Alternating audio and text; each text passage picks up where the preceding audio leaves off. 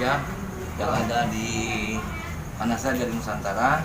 Hari ini kita ada di Padepokan Pusat Perisai Banten di Tangerang Selatan, Provinsi Banten. Saya bersama Abah Nis Ramlan. Beliau adalah guru besarnya Perisai Banten Indonesia. Hari ini kita akan menanyakan beliau manfaat serta cabang-cabang telah berdiri di mana saja dan asal mula berdiri atau proses berdiri ini kapan dan dapat dari mana beliau ilmu ini.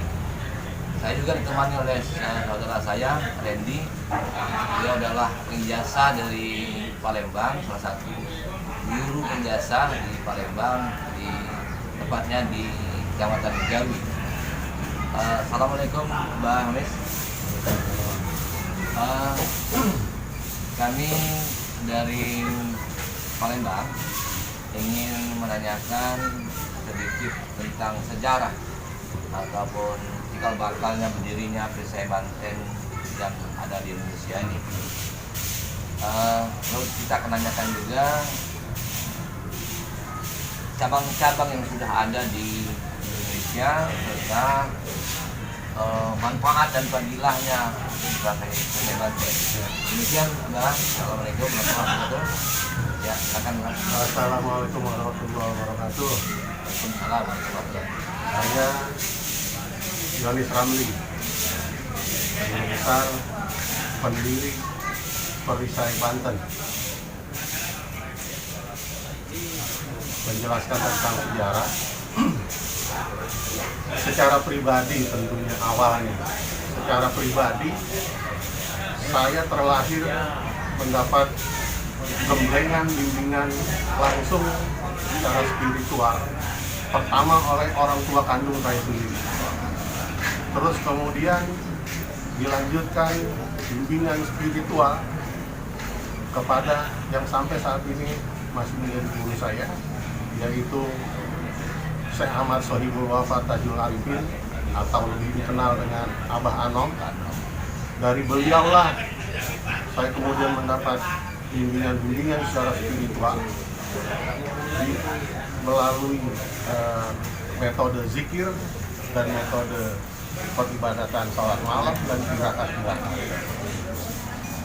Jadi secara spiritual sebelum saya memulai di perguruan Perisai Banten ini, saya sudah mendapatkan keterbukaan tentang rahasia-rahasia karomat dan keilmuan laduni dari hasil bimbingan dan penempuhan yang saya lakukan melalui bimbingan orang tua dan sampai sekarang Abah Anom. Kemudian tahun 2017 saya ketemu dengan guru besar Perisai Batin Indonesia yang ada di Cimahi. Dari situlah terus kemudian saya diperkenalkan dengan keilmuan laduni secara prakteknya yang berkaitan dengan bela diri. Jadi ada beberapa jurus-jurus atau tingkatan yang diperkenalkan kepada saya. Dari situ berawal, terus kemudian terjadi permasalahan internal di tubuh perguruan Perisai Batin Indonesia, karena setelah saya bergabung, alhamdulillah saya siarkan, ternyata langsung meledak, tapi terjadi persoalan di internal Perisai Batin Indonesia. Akhirnya atas kesepakatan dan izin saya mendapat izin untuk berdiri sendiri. Pertama dari guru saya mendapat izin berdiri sendiri itu dari guru Perisai Batin Indonesia. Oh iya. Ya. Terus kemudian saya berganti nama atas izin beliau menjadi Perisai Batin Banten. Perisai Banten. Awalnya Perisai Batin Banten. Awalnya Perisai Batin Banten. Terus kemudian akhirnya yang terakhir saya dapat izin untuk betul-betul saya memisahkan diri menjadi Perisai Banten yang sekarang. Jadi tolong dipahami, inilah yang beredar pemahaman-pemahaman yang menyesatkan bahwa saya dikatakan sebagai murid yang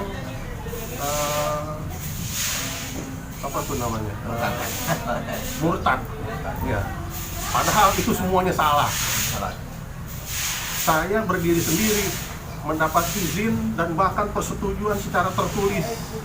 Ada tertulisnya. Jadi saya bukan murid yang melangkahi guru. Bukan, itu yang beredar di luar. Semua mengatakan saya melangkahi guru, saya kurang ajar dan saya apa segala macam itu disebut.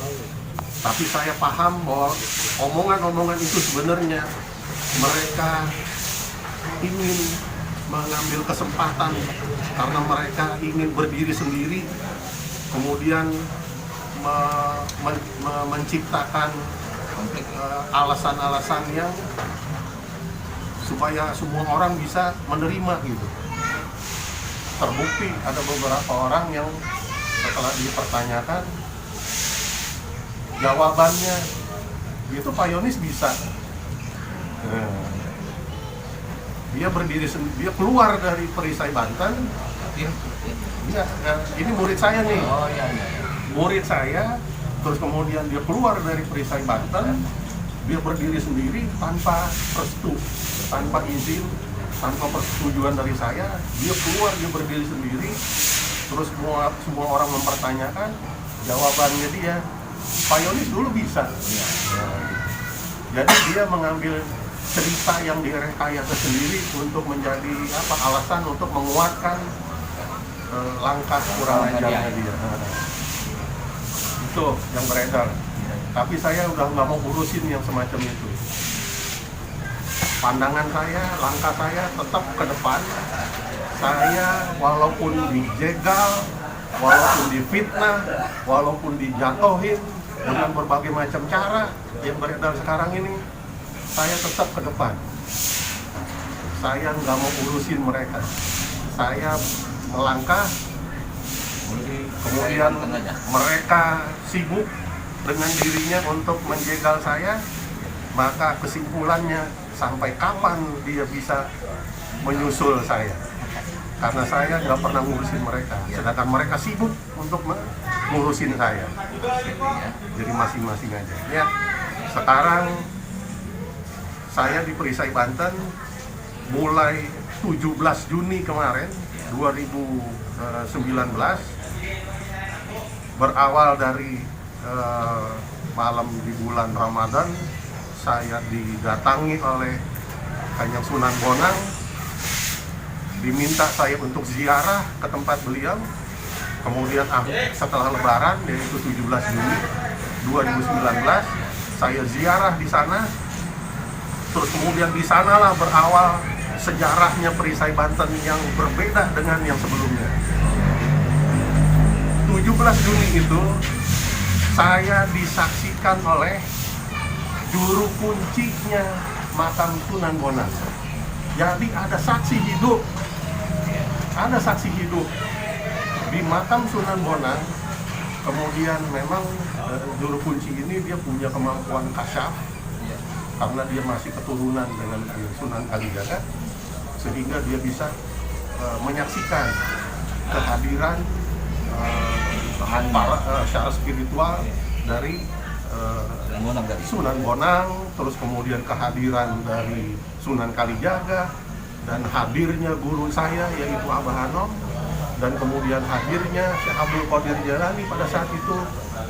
Bukan saya yang ngomong, bukan saya yang bicara, tapi dia, juru kunci makam Sunan Bonang yang masih hidup sampai sekarang. Jadi bisa dipertanyakan.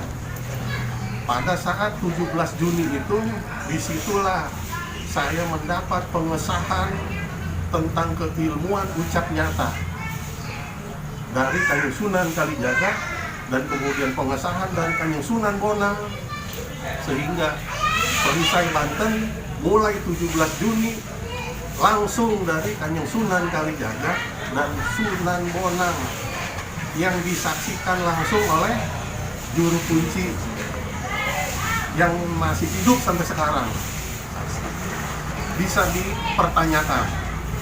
Jadi keilmuan Perisai Banten ini nyata adanya karena ada saksi hidupnya. Sumbernya betul-betul bisa dipertanggungjawabkan, bukan dari mimpi seperti perguruan yang lain. Mereka mendapatkan keilmuannya itu petunjuknya dari mimpi. Kalau saya ada saksi hidupnya dan bisa dipertanyakan kebenarannya. Dari situlah sanad resmi Perisai Banten berawal, ya. Nah, terus kemudian berkembanglah Perisai Banten di tempat yang sekarang ini. Terus kemudian alhamdulillah atas dasar metode yang saya gunakan, yaitu mengutamakan syiar, maka dalam waktu 1 tahun Perisai Banten sudah menyebar di seluruh Indonesia, bahkan sudah sampai di Singapura, di Brunei, di Malaysia, di Thailand, di Nepal, di Kamboja, bahkan yang terakhir itu Prancis. Dan alhamdulillah dengan wasilah perantara Perisai Banten, kita sudah mengislamkan sebanyak 7 orang yang bukan dari Indonesia, tapi dari luar negeri. Yang terakhir itu dari Nepal 2 orang yang bersyahadat di sini. Alhamdulillah, begitulah perkembangan Perisai Banten sampai saat ini. Terus kemudian yang terakhir, perjuangan kita adalah kita mendapat kepercayaan, kita mendapat mandat dari Sunan Bonang dan Sunan Kalijaga untuk merenovasi makam Sunan Kalijaga yang ada di Tuban. Dan perintah itu ada saksi hidupnya, beliau yang menyaksikan. Kuncinya itu. Nah, jadi kemudian saya temukan makamnya itu, terus kemudian alhamdulillah sekarang sudah kita laksanakan renovasinya. Makanya di grup Perisai Banten itu selalu kita mengajak siapapun yang mau berpartisipasi untuk ikut berbakti kepada Maha Guru kita, memperbaiki makam beliau. Yang kalau kita lihat awalnya itu sangat menyedihkan. Alhamdulillah sekarang sudah berdiri, tinggal kita lanjutkan sampai finishing. Mudah-mudahan nanti seluruh ribuan yang ada di Sumatera Selatan bisa lebih giat lagi, lebih beraktif lagi berpartisipasi, apapun, berapapun, yang penting niatnya. Kita bakti kepada Maha Guru kita. Jangan lihat rupiahnya, tapi ketulusan hati.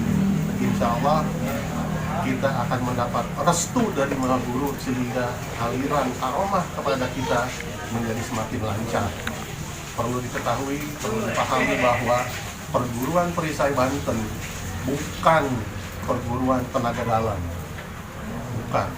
Tapi kita adalah perguruan yang atas dasar mendapat keberkahan dari karomahnya para wali Allah, terutama Sunan Kalijaga, Sunan Bonang, dan yang terakhir adalah Sunan Gunung Jati.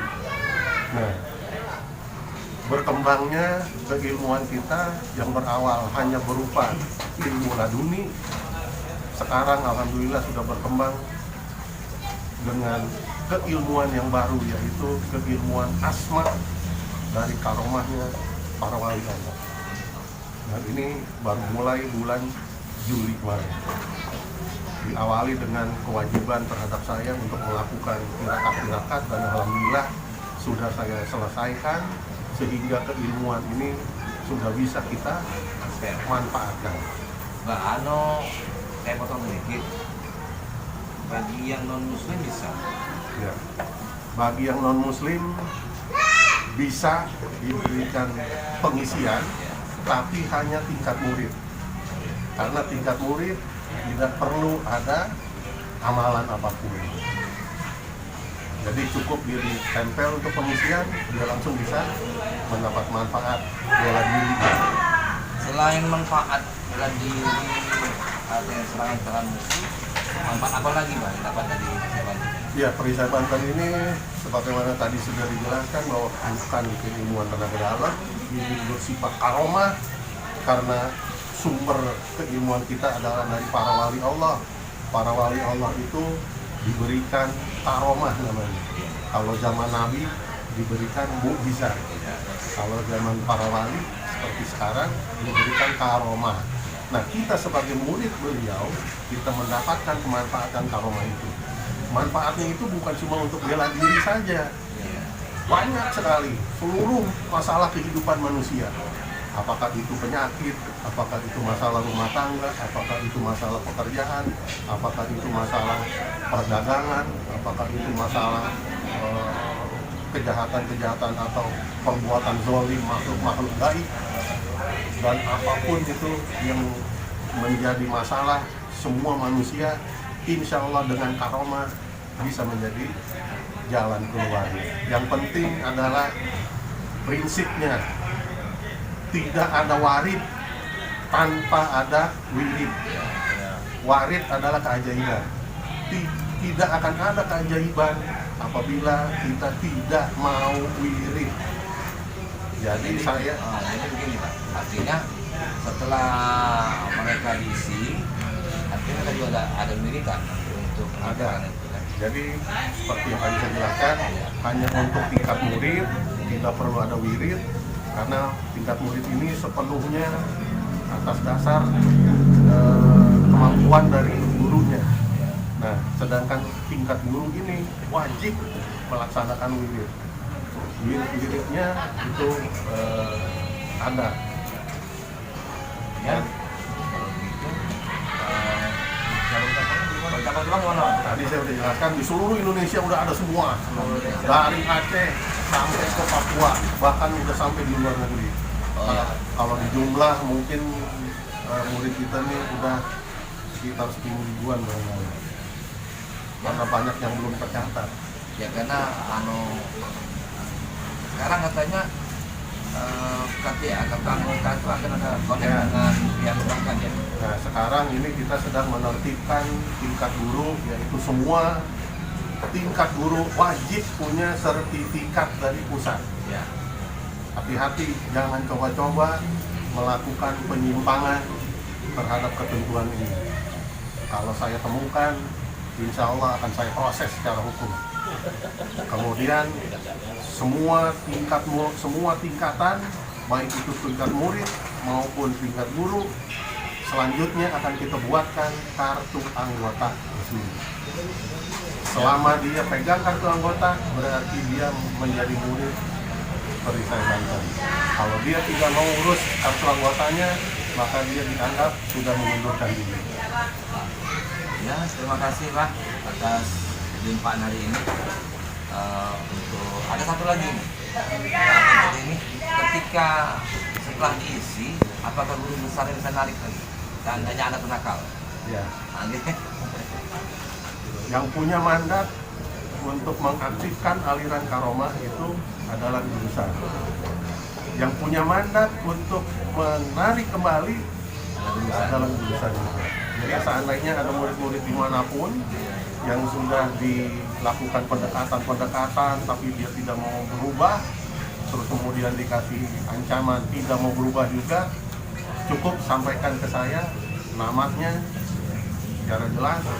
Insya Allah saya akan minta kepada maha guru kita untuk dihentikan aliran karomah. Ya, baik Iwan-Iwan se-Indonesia, artinya bagi Iwan-Iwan ketika sudah ada pengisian dari daerah-daerah masing-masing, ada yang nakal nggak salah, ada yang ingin murtad, maka guru besar perhatikan, guru besar pun bisa untuk menarik apa yang ada di pada Anda semuanya. Jadi tidak boleh nakal-nakal ya, semuanya harus tunduk dan patuh kepada anggaran dasar, anggaran rumah, dan janji setia kepada Perisai Banten. Satu hal yang mau saya tambahkan, begini, satu hal ini penting untuk siapapun, baik yang ada di dalam perguruan perisai Banten maupun yang di luar perisai Banten, yang semuanya punya label atau merek Sunan Kalijaga, semua yang punya merek ilmu laduni, atau semua yang punya visi dan misinya untuk memperbaiki akhlak siapapun melalui perguruannya. Ayo kita sama-sama menjalankan visi dan misi kita, memperbaiki akhlak manusia, memperbaiki ibadah manusia, bukan untuk saling diadu siapa yang paling hebat. Itu bukan zaman sekarang. Janganlah jadi manusia yang terbawa oleh mimpi film kungfu. Jangan, itu khayalan semua. Punya cita-cita ingin menjadi jawara, perguruan ini paling hebat, perguruan ini paling sah, perguruan ini paling restui dan segala macam. Ayolah kita sama-sama. Jangan kita berlomba untuk menjadi jagoan, tapi ayo sama-sama kita berlomba untuk mendapatkan keridhaan Allah melalui ilmuwan yang kita diamanatkan. Ilmu ini amanat, bukan milik kita. Jangan salah paham. Ini amanat dan semua akan dituntut pertanggungjawabannya. Ingat itu. Kira itu aja. Terima kasih, Pak. Assalamualaikum warahmatullahi wabarakatuh. Waalaikumsalam. Terima kasih kepada Iwan Indonesia, kunci kepada sahabat-sahabat di luar Pasir Banten. Abah Ramlan mengajak kita bersatu membangun Indonesia ini, menjaga NKRI, memperkuat persatuan dan kesatuan bangsa Indonesia. Allahu Akbar. Allahu Akbar.